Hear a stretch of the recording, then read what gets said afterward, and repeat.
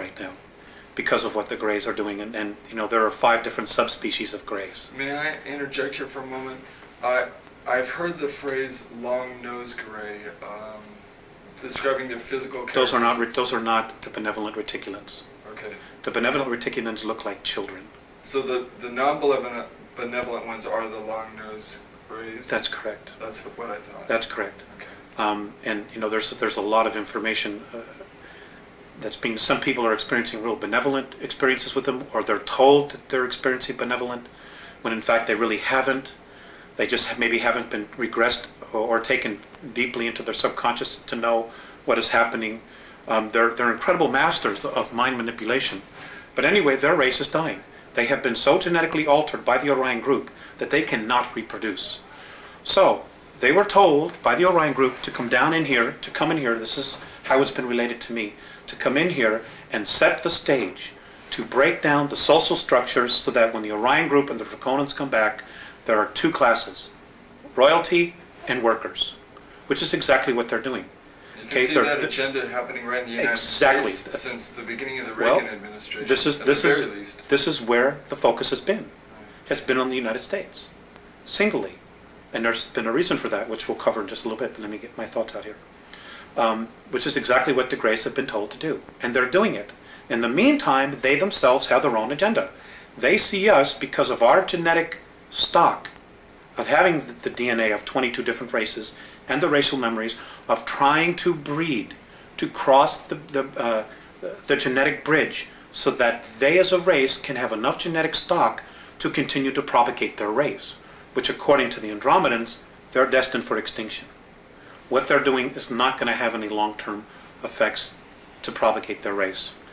So they're desperately trying to do what it is that they're trying to do before all the other 2 groups get here. The Greys also themselves want to be free from the manipulation of the Orion group, just like we as a race want to be free of their manipulation. So there's this incredible triangle of crap that's hanging all over us, you know, and all these hidden agendas and just brainwashing and bizarre belief systems that are being thrown at us, you know, when they should all leave. Not only the good ones and the bad ones, they should all just leave and leave us alone, which is ultimately what the Andromedans want. But unfortunately, that isn't going to happen right now, not until some changes occur.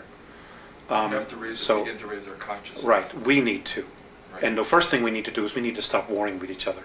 We need to come together as a race, and no matter what happens, we need to stop all of the political garbage and say, look, when it comes down to the bottom line, all we have is each other as a race.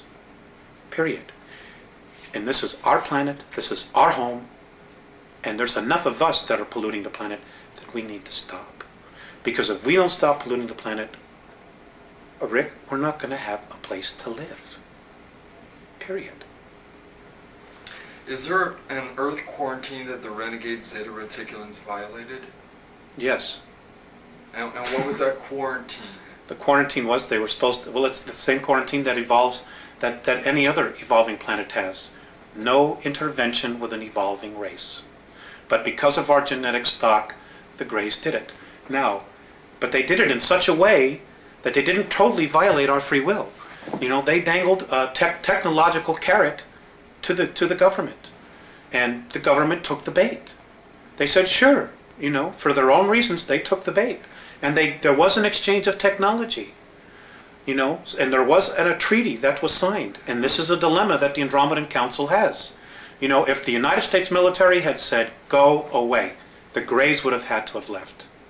So was this the Air Force Base situation, or the Eisenhower situation where he had representatives? Is this the one that took place in the 50s? Yes. Okay. Yes. All right, and this was with the Long-Nosed Greys then? That's true, and there were 2 groups there as well. The 17 Syrians from Sirius B, who are still here, were also witnesses to this, to add credence to it. Okay. So, now, and there are also, now just to add to this, the Andromedans have also said that in 1933, when the Greys really first got here, that they had actually approached the Germans And the Germans said, no, you're out of here. We already have an agreement, and apparently the Germans were in touch with Giza intelligence. So the Greys left. They didn't pursue it at all. And they found their next opening here in the United States. Let's go digress just a moment. You mentioned Sirius B. They have a relationship with the Dogon tribes in Africa, correct? Is that correct? Yes, I understand that there is some ancestral genetic connection there. Okay. Does that play a part in what's going on here on a global level, or is that just a kind of a minor sidelight of information? I don't think at this point they give a damn about the Dogons or the humans at all. They all have their own agendas. And the fact that the way we're being treated, and the fact that there's like no supportal information coming out of our government, or any truth that they even want to discuss, like just coming to the people and saying, look folks, we screwed up. We need your help. We need to raise a consciousness and start implementing. The fact that they don't even want to do that, tells you really, where they're at.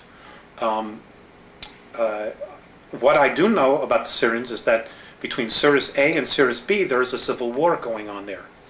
And a lot of that, and there are also 21 other systems. There's war going on in Perseus as we speak. And 21 other star systems are also looking at the potential. And it has to do with the fact that there is now an uplifting of energy in our universe that's occurring. And the two positives, fear and love, are just banging themselves at each other. And the intensity is growing. It's growing every single moment. And we're just a microcosm of that. Now, as you're disseminating all this information to us, we should look at all this information in the spirit of love, so we don't feed any energy into the spirit of fear. Love is the answer. That's the bottom line. Love is the answer. Love does conquer all. Love does move mountains. It can make the shifts in consciousness, but it starts, number one, with ourselves. So that's even where it all starts. this is going on around us, we just need to remember to focus on love and love of self and love of earth, love of race. That's right. Okay. That's right.